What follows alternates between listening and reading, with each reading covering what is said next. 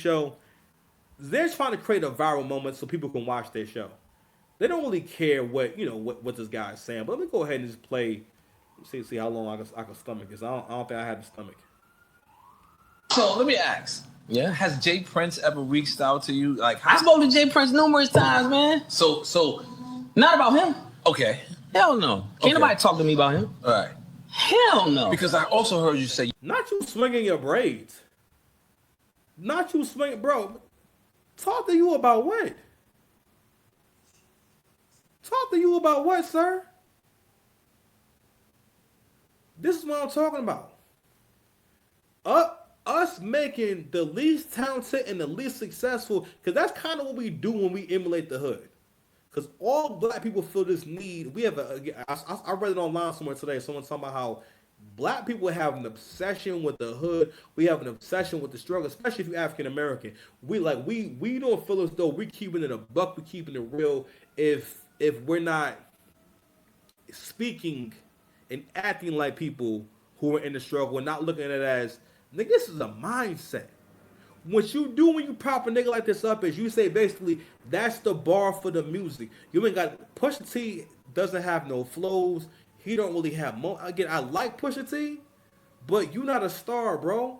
You a nigga that rap. You a nigga that's lucky to be here, bro. You came out in 2000. Matter of fact, before that, him and his brother got a song called "The Funeral." I think that might have been their first single. That was '99. They took off with the song "Grinding," produced by the Neptunes.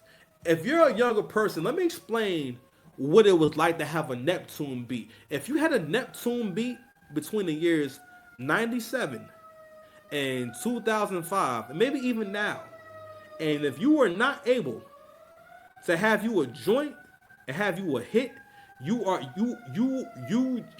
don't ever rap again. Cause that was back when we had the super producers, the Neptunes. Matter of fact, I'll rap on a Neptunes beat now. Matter of fact, I should go do that. That's what I should do. That's what I should do. You know what? That's what I should do. Get up and get out of them relationships like that. You here, bro? I'm just saying, man. Who are these niggas? Who are these niggas? I cried last one. Yeah, you know what I'm saying? like, we need to stay away from these niggas.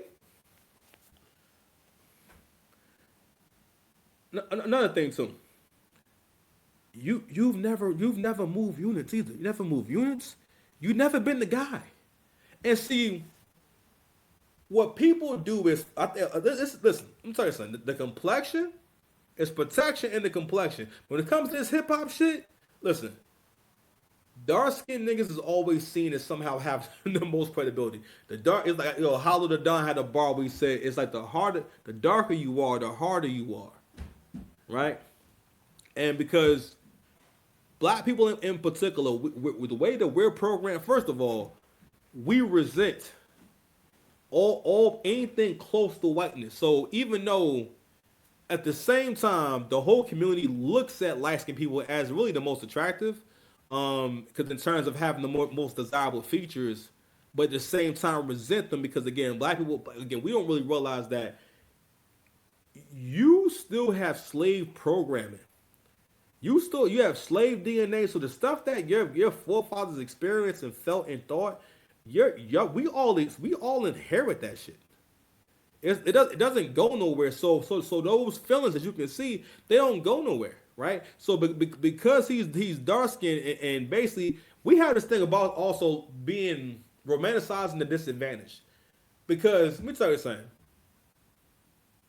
I've been thinking about this more and more lately, right? So, for example, right, I've never said this out loud, but I'm saying it more now. Nas could never mess with Hov. Nas could never fuck with Hov. Not with the flows, not with the bars, not with nothing. People propped up Ether because they was tired of seeing Hov win. No one really ever won like this before. There was never an artist that didn't miss. Because what happened with I think aside from X. Only X has a comparable, like a comparable level of status, but X started to go down around 03, 04. That's when X started. Not really go down, but he just wasn't really as hot. And not only that, it's just like, artists had their peak back then. You had a couple of albums that people really listened to, and after that, your fan base, it didn't fall off, but you just stopped being hot. Hov was the only person who really not had an unlimited run, but he kind of kept extending his run. But no one had a run like Hov, and no one had to. Even though the Hov didn't sell all the most records, but overall it didn't really matter because Hov, he was always an executive. He was always like the boss, boss of the label, and that thing was always putting on talent. So he put on a lot of talent, but he mostly did it at the label. Like he got other people hot outside of that, but primarily you've seen that the power of Hov work at Rockefeller because him being on the records with the newer artists like Dipset and Young Guns and State Property and stuff like that, having those Jay-Z features on there really did help to sell those albums back then. You know what I mean? And I keep saying you have to really take care of the kind of artist that has the power to make another artist hot. All right? And I keep saying we don't have that right now. We don't have a new person who is so hot and the quality of the music is so good that if you put them on a record with someone else, they can literally help them become a star. Or if that person writes on their album, they're on after that. You know what I'm saying? So we don't have that. So I'm like, yo, real talk, this shit about to die. And not only that, again, one more thing I'm also going to say about. Actually, no, I'm sorry. Let's play some more of the clip. I'm gonna try my best to let it play. Fair use. Hopefully they don't try to take this shit down, man. Fair use. Where's the clip at? You don't want to wreck it with them. I don't. You don't want to be in the. I'm gonna be honest. I don't want it. Let's just not even. I don't want with it. Drake, I want to wreck it afterwards. I don't want it. I'm cool. I'm cool without it. You don't want no ad-libs? Nope, none. No photo? Nah, I'm cool. Goddamn, photo. I'm cool. No, I'm fucking with him at this point. I just want to name shit for him to say no. You don't play hockey with him? Nah. Canada. None of it. I'm cool. Like, I ain't playing. I'm going to just go ahead and do what I do. But y'all at peace. I'm at peace. So if right now you hosting Saturday Night Live, that was a wrong choice. You hosting I rap. can't host Saturday Night You Live. can't host Saturday I'm not allowed to do that. That I'm in Saturday at rap. As a matter of fact, we're going to stop it right there. Because that was the perfect point. Sir, you can't be someone who's never been popular enough to even host SNL and talk about you can't talk to me about the. What do you mean niggas can't talk to you about the biggest artist in the world? What he's basically saying is, no, I brought him down to nigga politics. Where I can remember clearest day in 2018 when I heard these freestyles back to back. I think Infrared came first and then Duppy came after. I believe it was Infrared, then Duppy, and then Pusha T comes with a story of Adidon, which was about basically him. Pusha T basically ruined a rollout for an Adidas campaign, basically. And the point was that okay, we're gonna have Drake be the face of it, right? And it's gonna feature his son and everything, and that's how we were going to premiere that. Hey, this is Drake's child, and this is how we're going to premiere him to the world, and that's what they wanted to do. Pusha T knew about it, and what he did was rap about it in the song, and thus ruining the whole rollout.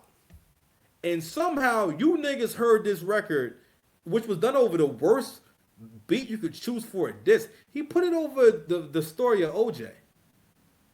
That's not. If you go to the radio station, right, and it's time for you to show and prove, and you want to showcase your skills, you wouldn't choose the story of OJ as the beat you choose. That was the worst beat choice ever. Also, it wasn't fly. It wasn't dope, man. It just wasn't. I wasn't feeling that shit whatsoever. And I'm watching the Joe Budden podcast, and they're just glazing over this shit. I'm like, at the time, I didn't understand. Okay, this is payola. They even did a whole interview, and I remember thinking it was so pretentious that I couldn't watch the shit. I'm like, why y'all interviewing Pusha T as if his raps are not that good? They're not that good. I'm not sure what y'all hear. I think a lot of that shit has to do with faith. Okay, there are some artists where you have to meet them halfway.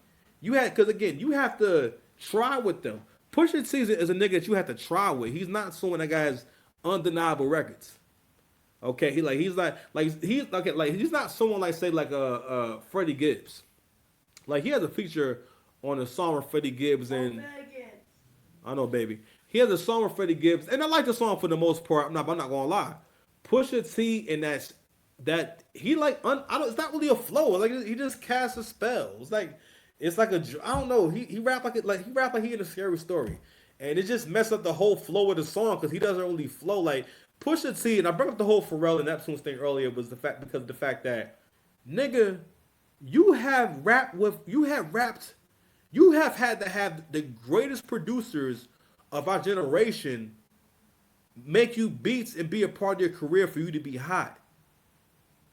Meaning that when someone is really a great producer, what it really means that they can create music that you can say damn near anything on it because the beat is that good. You don't hear that as much anymore. But in our era, when you heard production, if you were an artist, the first thing you thought was, yo, I kill this beat. I almost never think that about anything I hear. That's why another reason why I don't be trying to do freestyles because I never hit beats that I've rarely ever hit beat I want to rap to. Ever. Because I mean it's just that we're just not in that world anymore. It just doesn't unless it's a record, right? And it's a really hot record. That's the main reason why you want like remix it, you feel me? But anywho, that was the first thing that we wanted to get to, man. Let's see what else we got here. I'm not sure why we're doing the intro, but cool. I'm ready. I'm here for it. Matter of fact, let's go ahead and clap it up for me again. Let's clap it up. No. Clap it up. Clap it up.